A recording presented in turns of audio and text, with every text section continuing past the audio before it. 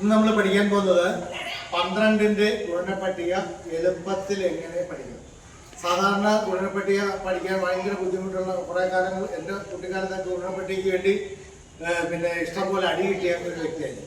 അപ്പോൾ അത് ഗുണനപ്പട്ടിക ഈ കുഞ്ഞുങ്ങൾക്ക് എളുപ്പമാക്കി കൊടുക്കാൻ തന്നെയുള്ള വിദ്യയാണ് ഇന്ന് നമ്മൾ പഠിക്കാൻ പോകുന്നത്. ശ്രദ്ധിക്കുക. 1 12 12 അല്ലേ? 2 12. ഈ 2 വെച്ചാണ് നമ്മൾ എഴുതുന്നത്. 2 ഇവിടെ അങ്ങ് എഴുതുക.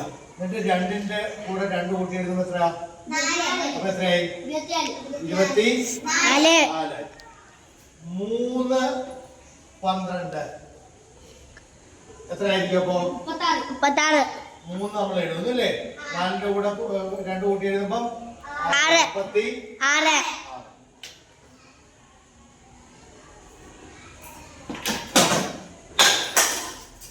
4 12 48. 48.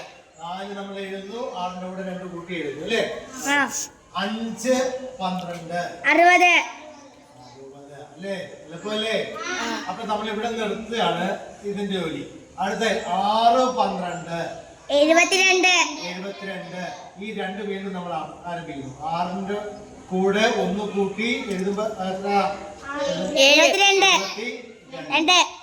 7 12 84. 84.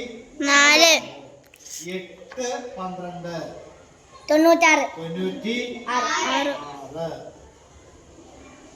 9 12 9 കൂടുമ്പോ 108.